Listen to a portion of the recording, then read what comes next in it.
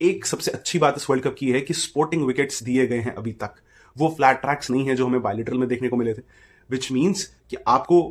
जब sporting wicket मिलती है तो दो टीम्स के बीच का जो कॉन्टेस्ट है वो बहुत ही इवन हो जाता है, और जिम्बाब्वे जैसी टीम या बाकी जितने भी मैंने नाम लिए इससे पहले, उन सब टीम्स के पास एक बराबरी का मौका होता है। और जब आप इस तरीके की विकेट्स पे खेलते हैं, आपकी एक्चुअल क्रिकेटिंग एबिलिटीज, स्किल्स और प्रेशर को हैंडल करने की क्षमता भी टेस्ट होती है।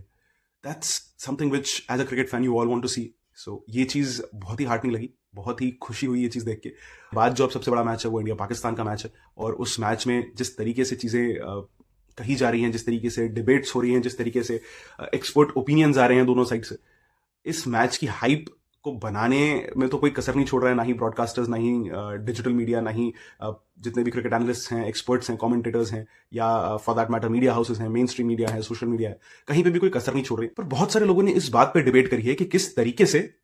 इंडिया के लिए डिफिकल्ट होने वाला है ये मैच, बिकॉज पाकिस्तान के पास एक तो 5 स्पिनर्स है, साइम अयूब, मोहम्मद नवाज, अबरार हैं, शादाब खान है और उस्मान तारिक हैं। तो ये 5 स्पिनर्स को लेकर जब पाकिस्तान उतरेगी आर प्रेमदासा के ग्राउंड पे, कोलंबो के ग्राउंड पे, तो किस तरीके से इंडिया के लिए डिफिकल्टी होने वाली है इस मैच में, इस चीज पे तो सभी बात कर रहे हैं। बट अगर आप जरा सा जोर लगा के समझे क्रिकेट को कि इंडिया किस तरीके की क्रिकेट खेलते आ रहा है और इंडिया पिछले 2 मैचेस में कहां फंसा है, तो you will realize the fact कि इंडिया को उस्मान तारिक या शादाब खान या नवाज या अबरार या साइम से ज्यादा जिस चीज की फिक्र करनी चाहिए वो अपनी स्टबर्ननेस की। नाउ इंडिया का जो ये मैच है पाकिस्तान के साथ, इसमें ये बात हो रही है कि भैया 5 स्पिनर्स हैं पाकिस्तान के पास, साइम अयूब, अबरार, नवाज, शादाब खान और उस्मान तारिक। अब ये 5 स्पिनर्स किस तरीके से डिफिकल्टी पैदा करेंगे इंडियन क्रिकेट टीम के लिए प्रेमदासा की विकेट पे, इस चीज पे बहुत डिबेट हो रही है। एक इंडियन क्रिकेट फैन होने के नाते मैं ये फील करता हूं कि इंडिया को इन सब चीजों की टेंशन लेने की जरूरत नहीं है। All India needs to worry about is the approach that we have had so far, कि किस तरीके की एक स्टबर्ननेस के साथ हम अप्रोच कर रहे हैं बैटिंग को। क्योंकि जब हम बात करते हैं इंडियन बैटिंग लाइनअप की, वी नो इनकी सिक्स हिटिंग एबिलिटी कितनी है, वी नो कि ये किस तरीके से एट विल मार सकते हैं किसी भी बॉलर को किसी भी सिचुएशन में। बट जो ये 2 मैचेस हुए हैं यूएसए और नमीबिया वाले, स्पिन के सामने, as I said in the previous video as well, 4-5 over का जो वो एक स्पैन था जहां 7 ओवर के बाद, 7 ओवर में 100 रन तो ऑलमोस्ट लग ही गए थे, 6.5 ओवर में ही लग गए थे रादर। तो उसके बाद जिस तरीके का वो एक फेज आया जहां पे इंडिया ने स्ट्रगल किया स्ट्राइक रोटेशन में भी, उन 5 ओवर्स में 20 रन आए और मेरे ख्याल से 3 विकेट्स आए, 14-15 या 15-16 कुछ डॉट्स भी थी इंडिया की। अब प्रॉब्लम ये नहीं है कि यहां पे विकेट्स गए, सिर्फ प्रॉब्लम ये है कि यहां पे विकेट्स गए किस हिसाब से। यहां पे इस 5 ओवर के स्पैन में विकेट्स गए कि जब बैटर्स 7 ओवर में 100 लगने के बाद भी मारने को जा रहे हैं, they were not successful in hitting boundaries, they were not successful in clearing the boundaries for sixes, which means they kept on trying it for 5 overs. उन्होंने लगातार कोशिश की, वो 5 ओवर पिटाई करते रहे नमीबिया के बॉलर्स की, और उस कोशिश में उन्होंने ये चीज भुला दी कि सिंगल डबल की जो रोटेशन है, जो स्ट्राइक रोटेशन है, वो भी एक अहम पार्ट प्ले करती है। और 15-16 डिलीवरीज बिना स्ट्राइक रोटेशन के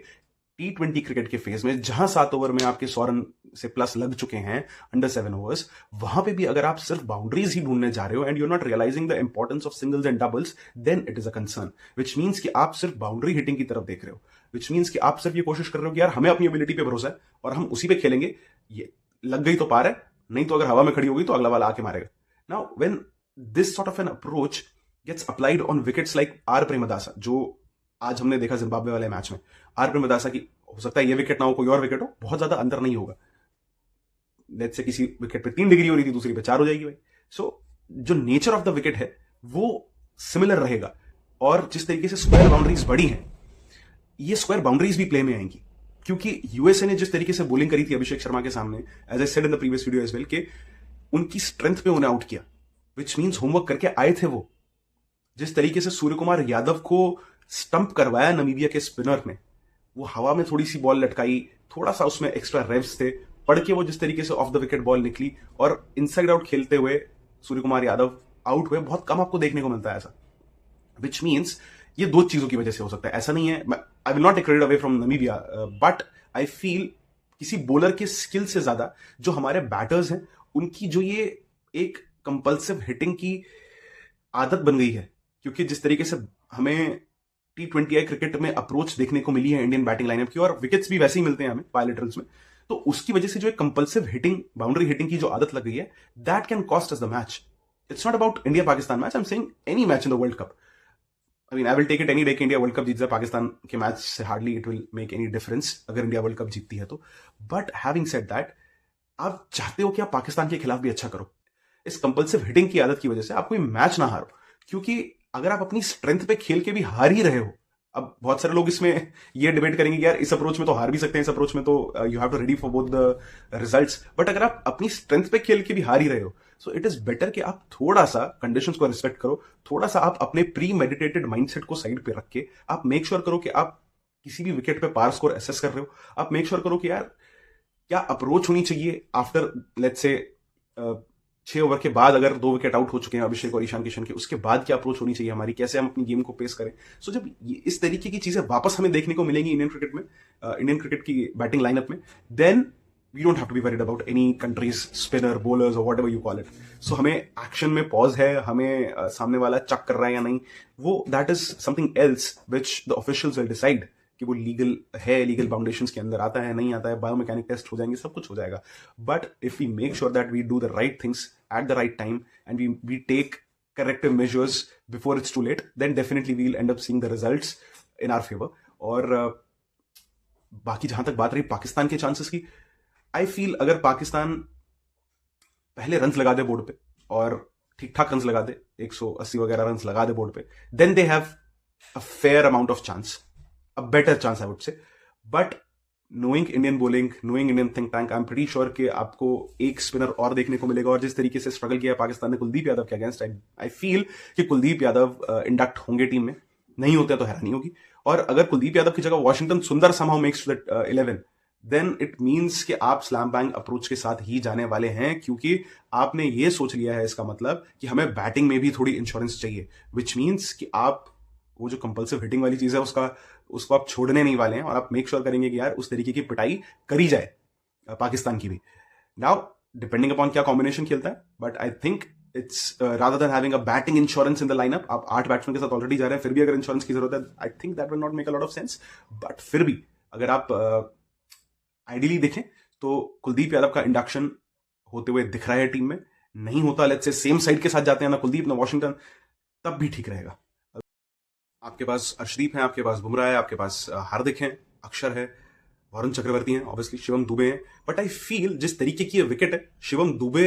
will be bowling at least 2 overs in this match, क्योंकि स्क्वायर बाउंड्रीज बड़ी हैं, क्योंकि बॉल थोड़ा फंस के आता है, शिवम दुबे की पेस भी उतनी नहीं है ऑन ऑफ, एंड वो जिस तरीके से छोटी बॉल का इस्तेमाल करते हैं, जिस तरीके से हाइट को अपनी यूज करते हैं और कंधा लगाते हैं, अपनी फिजिक को यूज करते हैं थोड़ा एक्स्ट्रा बाउंस एक्सट्रैक्ट करने के लिए ऐसी विकेट पे, आई थिंक कि आपको अर्शदीप शायद ड्रॉप होते हुए नजर आए, सिंपली बिकॉज आप कुलदीप यादव को इंडक्ट होते हुए देखेंगे। क्योंकि हमने एशिया कप में भी देखा था, हालांकि वो मजबूरी थी, एशिया कप में हार्दिक अवेलेबल नहीं थे फाइनल में, तो मजबूरी थी शिवम दुबे से वहां पे ओवर्स करवाना स्टार्टिंग में, और Shivam Dubey did a commendable job, he did a fantastic job in that final. तो आपको शिवम दुबे बहुत क्रिटिकल दिखेंगे इस विकेट पे, आपको बहुत इंपॉर्टेंट एस्पेक्ट दिखेगा इंडियन बॉलिंग लाइनअप में शिवम दुबे का, कि शिवम दुबे आपको एक इंपैक्टफुल बॉलिंग करते हुए नजर आएंगे आई बिलीव।